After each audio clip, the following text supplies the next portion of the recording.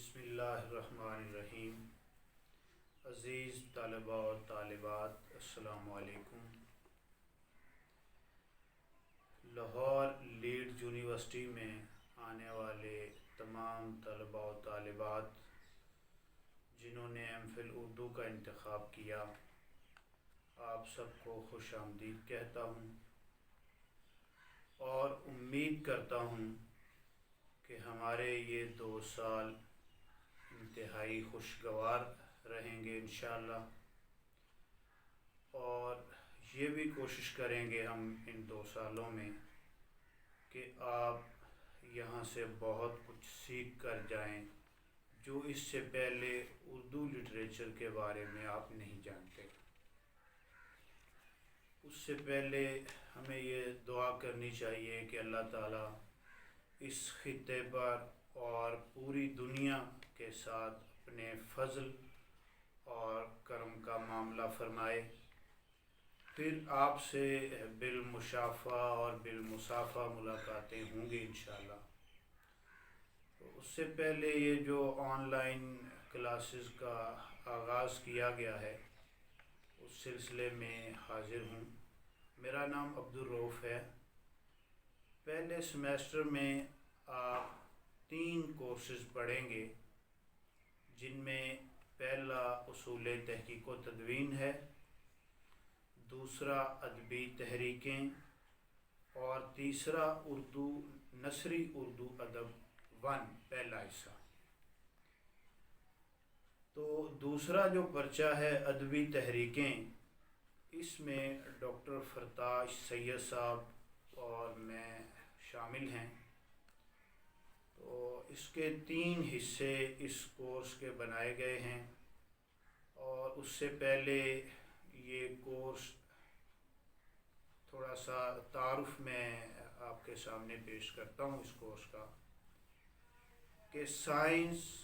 مذہب، فلسفہ اور سماجیات کے انکشافات روز افزون نمو پذیر ہوتے رہتے ہیں،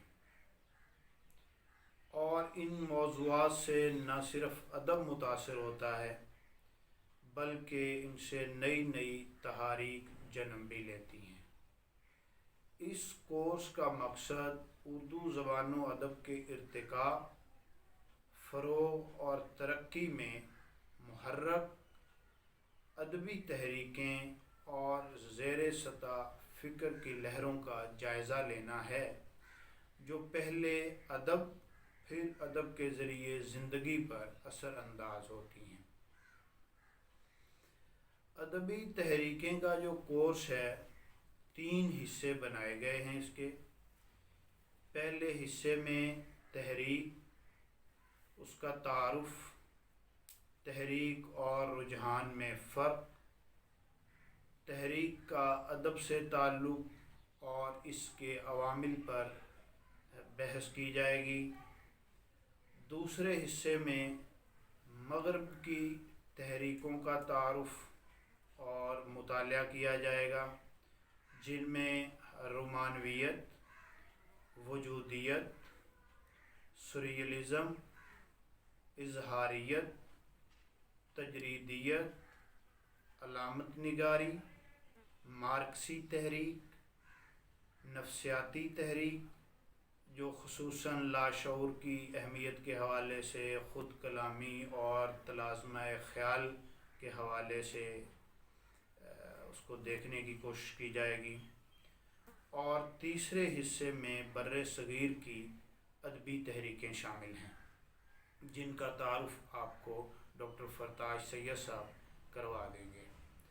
تو جو پہلے 2 حصے ہیں یہ میرے پاس ہیں، جو تحریک کی تعریف، رجحان اور ان میں فرق ہے، اس کا ادب کے ساتھ کیا تعلق ہے، اور دوسرا حصہ جو مغرب کی تحریکیں ہیں وہ بھی میرے پاس ہے، جس میں جو تحریکیں میں نے آپ کے سامنے عرض کی ہیں۔ اب اس سے پہلے کہ ہم کورس پر باقاعدہ گفتگو کا آغاز کریں، آپ سے چند گزارشات ہیں۔ تفصیلی ملاقات تو انشاءاللہ یونیورسٹی میں ہی ہوگی، لیکن اس سے پہلے چند گزارشات جو میں چاہتا ہوں کہ آپ سے عرض کر دوں۔ ان میں پہلی تو یہ ہے کہ ایم اے اردو تو اتفاقیہ بھی لوگوں نے کیا ہوتا ہے، بعض طالب علم یہ بھی کہتے ہیں کہ حادثاتی طور پر کر لیا، لیکن ایم فل اردو یہ آپ انتخاب کر کے کرتے ہیں، اس میں اختصاص ہو جاتا ہے کہ اب اردو لٹریچر ہی آپ کا اوڑھنا بچھونا ہے۔ تو پہلی گزارش آپ سے یہ ہے کہ اس سے پہلے ایم اے اردو آپ نے جیسے بھی پاس کیا، ایم فل اردو میں آپ مطالعے کو اپنی عادت بنائیں۔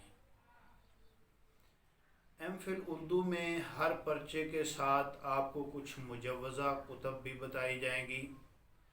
اور آپ سے یہ درخواست کی جائے گی کہ ان کتابوں کا مطالعہ آپ ضرور فرمائیں۔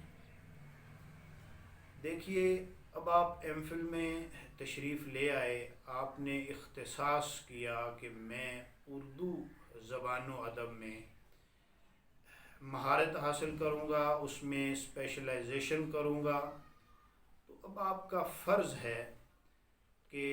لٹریچر کے ساتھ، اردو زبان و ادب کے ساتھ اگر آپ کی دلچسپی نہیں بھی ہے تو یہ پیدا کی جائے۔ اور دوسرا یہ بات کہ چونکہ ہمارے معاشرے میں ایم فل اردو یا کوئی بھی ایم فل کرنے کے ساتھ کچھ چیزیں جڑی ہوئی ہیں، جیسا کہ ملازمت، جو سرکاری ملازمت کر رہے ہیں ان کی تنخواہوں میں 5,000 کا الاؤنس ان کو مل جاتا ہے، وہ شامل ہو جاتا ہے، اور ترقی کے مواقع ان کے زیادہ ہو جاتے ہیں۔ اب دیکھیے کہ ایم فل اردو جب آپ کر لیں گے تو وہ چیزیں تو آپ کو حاصل ہو ہی جائیں گی، آپ کو الاؤنس بھی مل جائے گا، آپ کو ترقی بھی مل جائے گی، لیکن آپ جو ذوق کے ساتھ ادب کا مطالعہ کریں گے، دلچسپی کے ساتھ کلاسز پڑھیں گے اور مطالعے میں دلچسپی کا ثبوت دیں گے، تو یہ آپ کے لیے وہ بات ہے جو ایم فل کرنے کا مقصد ہے۔ جو مقاصد مالی ہیں یا گریڈ کے ہیں وہ تو آپ کو مل ہی جانے ہیں، اور یہ مت سوچئے کہ ادارے میں ہم آ گئے ہیں اور فیس ادا کرنے کے بعد ڈگری مل ہی جائے گی، یہ تو خام خیالی ہے۔ جو ڈگری اپنے مطالعے کا تقاضا کرتی ہے وہ آپ کو کرنا پڑے گا۔ دوسری گزارش یہ ہے کہ چونکہ آپ کا پہلا سیمیسٹر ہے، آپ سے پہلے بھی یہاں 3 سیشن چل رہے ہیں، دوسرا، تیسرا اور چوتھا سیمیسٹر، تو وہ یہ باتیں جانتے ہیں کہ یہاں اس یونیورسٹی میں یا یہاں سے ایم فل اردو کرنے کے لیے مطالعہ کرنا پڑتا ہے۔ تو دوسری بات یہ تھی کہ آپ یہاں جو کلاسز کے اندر ایک آپ کی اندرونی سیاست چلتی ہے اس سے بھی آپ بچیں، اور اساتذہ کے ساتھ آپ نہایت ادب اور احترام کے ساتھ پیش آئیں، اور انشاءاللہ جب آپ یونیورسٹی تشریف لائیں گے تو اپنے اساتذہ کو بہت مہربان پائیں گے۔ اس سے پہلے جہاں تک آن لائن کلاسز کا سلسلہ چل رہا ہے، اس میں بھی انشاءاللہ کوشش کی جائے گی کہ جو آپ کے کورسز اس وقت تک مکمل کروانے ہیں وہ انشاءاللہ کروا دیے جائیں۔ اب ہم اگر کورس پر بات کریں تو سب سے پہلے تحریک کیا ہے یا تحریک کسے کہتے ہیں، تو تحریک کے لیے بنیادی لفظ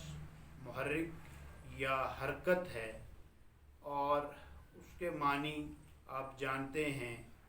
کہ جمود کی فضا کو توڑ کر تغیر میں آ جانا، چیز کو بدل دینا، کچھ کرنا، عمل کرنا، یہ حرکت ہے، موٹیویشن جو ہوتی ہے۔ تحریک شعوری طور پر منظر میں آتی ہے۔ تحریک کے پیچھے کوئی نہ کوئی محرک ضرور ہوتا ہے، اس کا باقاعدہ ایک لیڈر بھی ہوتا ہے۔ مثلا اصلاح زبان کی تحریک، علی گڑھ تحریک وغیرہ۔ اب ہم اگر تحریک کی کچھ مزید تفصیل یا وضاحت دیکھیں، تحریک جمود کی یک رنگی کو توڑ کر ہمہ رنگی اور تنوع پیدا کرنے کا عمل ہے، اور اس کی تہ میں تحرک کا کوئی نہ کوئی عنصر ضرور موجود ہوتا ہے۔ انسانی زندگی ایک ایسے عمل مسلسل کا نام ہے جس کا طبعی تحرک کبھی ختم نہیں ہوتا، اور جس کی صبا رفتاری کے آگے کسی قسم کی رکاوٹ کھڑی کرنا ممکن نہیں۔ ہر تحریک اپنا دائرہ عمل خود وضع کرتی ہے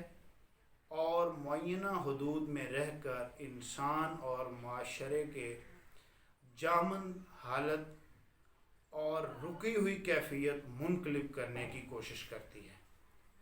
تحرک پیدا کرنے کے لیے تو کسی ایک مرد راہداں کی تخلیقی پرواز، اس کی داخلی کلبلاہٹ، ذاتی سوچ اور انفرادی کوشش بھی کارگر ہو سکتی ہے، لیکن تحریک کے وسیع اثرات کو معاشرے میں مقبول بنانے کے لیے اجتماعی کوشش بے حد ضروری ہے۔ تحریک کی تعریف میں، اس کی وضاحت میں، اور تحریک اور رجحان کا فرق جو ہے،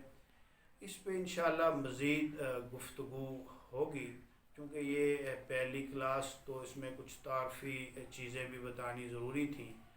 تو انشاءاللہ تحریک پر مزید کچھ باتیں اس کے تعارف میں اور رجحان اور اس کا فرق جو ہے اور دبستان پر انشاءاللہ بات ہوگی اگلی کلاس میں۔ تب تک کے لیے اللہ